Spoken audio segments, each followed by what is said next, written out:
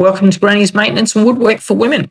Here's a little desk I'm just about to do up. You can see it's got multiple coats of paint, scratches, holes, marks, even a split on the surface. It's in pretty bad shape. And I think it's got a lot of paint on it, so that's going to need to be stripped. Okay, here I'm using a heat gun. Now, I use a heat gun as preference over chemical paint strippers. I do use them when I have to, such as something that's heavily designed. I need a lot of getting into little grooves. It's pretty hard with a heat gun and a spatula. Now, be careful with these spatulas. If they're metal, they can dig into the timber, so you don't want to go too deep. Okay, here I am peeling it off, and that's what the table looks like once you get rid of the white. Still multicoloured, little bits of paint. This thing was white, mission brown, blue, and green. Still stripping away here.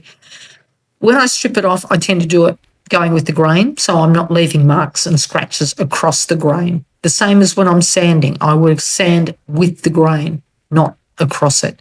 If you do that, you end up scratch marks, and then you have to sand that much more to get them out. Okay, the tabletop's been removed, the little drawer's taken out. This is the legs, and as you can see, it's not too messy like the top was.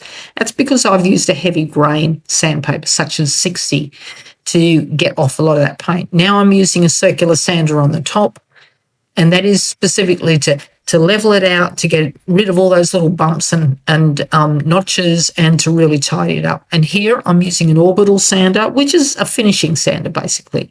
And I'm going to use a finer sandpaper such as 120, and then eventually I came back and did 240.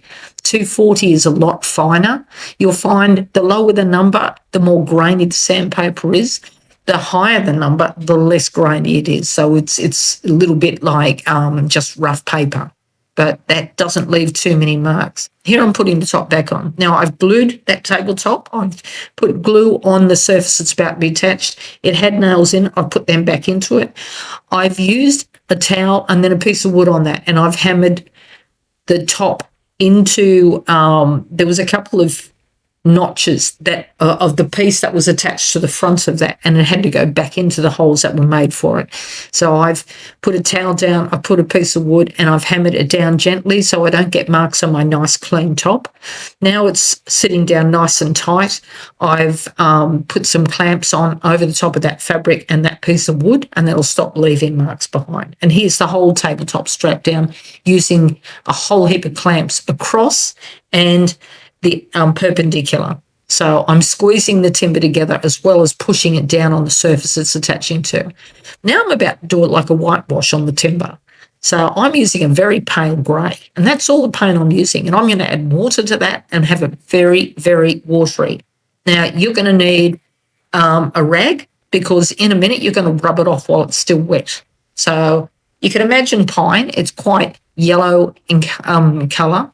So this will take that off because, look, I've gotten rid of a lot of the crap on the top and on the sides of this timber, but there's still marks and imperfections. So it's got an old look about it. So I'm going with an antique-y look. So a slight grey will give it a slightly older look. So that's why I've chosen that colour. You can see how liquid it is. There's very little paint in that, but I've watered it down. So here we come. And like I said with the sanding and the stripping of paint, the same with the painting. You go with the grain, paint down the grain, not across it. It leaves streaks and marks that are harder to get out. Now, that looks quite white, but it's actually, in actual fact, is a very light grey. Now, while that's still wet, I'm actually going to rub it straight back off. So I'm going to do one piece, and then I'm going to get that rag out, and I'm going to wipe it off. I only just want a touch of the colour over the top of it. I don't want it so it's repainted. I want it so you can see the timber grain coming through. There you go. You can see the timber grain, but it's got a slight greyish white look to it now, which old timber quite often does look a bit like that. It's got nearly a Scandi look, actually. So that's what's happening. I've rubbed the paint off nearly as quick as I've put it on. Oh, it's a piece. I should have gone all the way to the top, so I'm going to have to redo that section. Okay, there's the whole little desk. It's all had a bit of a whitewash on it, and it's only very, very thin. Now that's dry, I'm going to do stenciling across the top, and I'm using text stencils. looks like it was used as a writing desk, so I'm going to put writing all over the top. I just think it makes a great image. I'm about to put a transfer on top of that, so half of that's going to be hidden. So I want something that nearly blends, but you can see it. That's why I'm going with the same grey. The grey that I used on the legs that I watered down is the same grey right here with not being watered down. And that's a flat, round brush. It's a special brush for stenciling. People do stenciling in crafts. You can also do it on furniture. Now, with these stencils, I didn't stick it down with sticky tape, and I should have. But you're using your hand to push that stencil down, and I'm going to keep dab, dab, dab, dab. Now, I picked up the paint and I wiped most of it off that brush, and I dabbed it on the plate multiple times to get off excess paint. Too much paint, if that stencil sits up at all, it's just going to be a big squishy mess underneath it. You want minimal paint.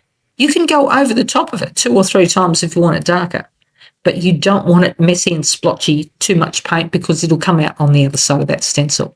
And putting sticky tape around it, when I'm dabbing, I'm not going to get paint that misses the stencil and goes onto the table, so I'll just have another splotch of grey paint instead of white paint. That's not the aim of the job.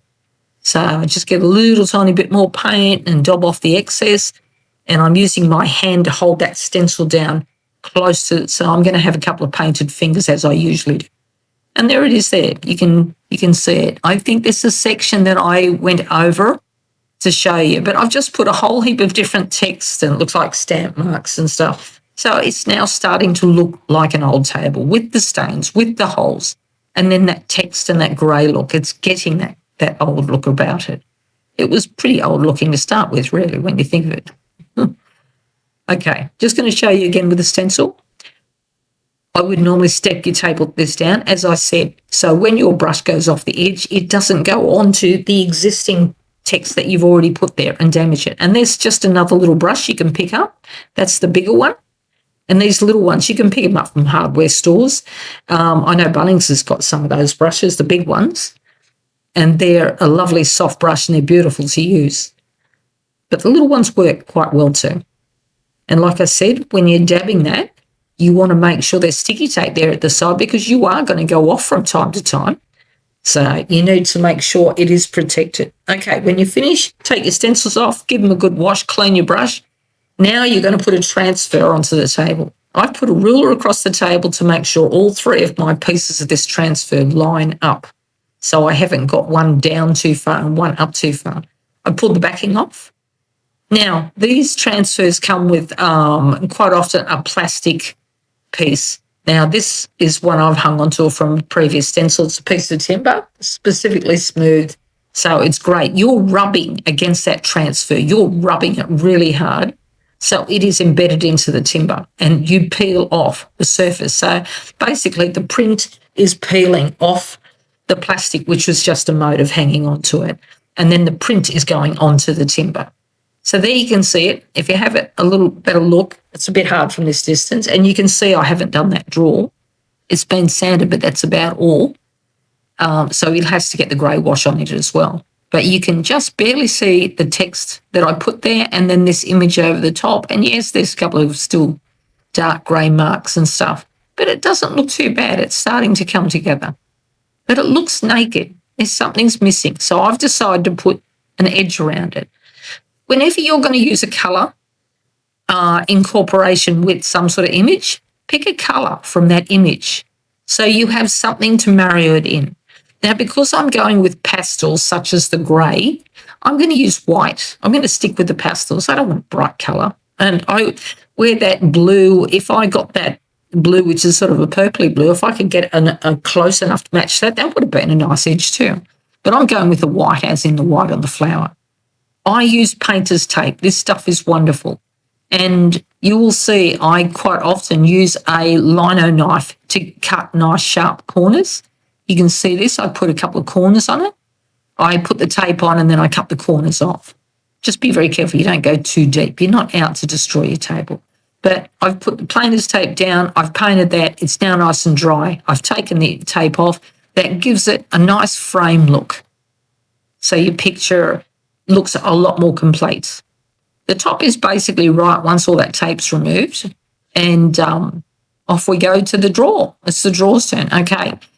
You saw a picture where it was nicely sanded. Well, this is the beginning of it. And I've used the circular sander. I've clamped that drawer down because it'll move. The circular sander goes in one direction. If I don't clamp that drawer down, it'll go shooting off the bench. And I've had that happen. Okay, I'm taping the top of my drawer. I've just got it beautifully sanded. The last thing I want is to get paint all over it again. So I've taped the edge. I'm putting an undercoat down, and then I'll put down 2 top coats to finish off the drawer on the inside. I've given it a light sand on the inside. There's not a terrible lot of paint except for on the bottom, and I've sanded a couple of spots that were really bad. But I will put a light coating over that. But the sides definitely need something to make them a bit neater. There's just too many marks and stains, and I couldn't get all the white off without having to use a heat gun, without having to use a chemical stripper, and I chose not to. So it'll look quite nice and it'll look a lot more finished once it's got that grey on the inside to match the outside. So undercoat goes on, and then there'll be 2 top coats. And once that's finished, I'm going to strip my painter's tape off. Now, whenever you put painter's tape on, press down hard onto it to make sure the edges stick really close. The last thing you want is paint coming up under the edges. Can you see how nice and neat those edges are? That's because I've pressed the tape down onto the edge so that paint can't get under it. And that's the finish I've got as a result. Now, the front of the drawer, again, I've done a whitewash like I did the other. Again, I've put a text stencil across it. And then I put tape over the top of it, and then I put tape on the outside of it. You can't see the outside one. I've already removed it. And that gives me a nice, fine line. So basically, I put 2 pieces of tape next to each other, except about 1 millimetre apart. And there I've created like a millimetre line right round. Again, to get perfect edges, I've had to use my little lino knife to get nice cuts. Here I've decided to paint the bottom of the top, and I'm putting painter's tape on because I've stenciled again the sides, and that is to make sure I don't get paint where it shouldn't go. And there's the finished product with a finish on it.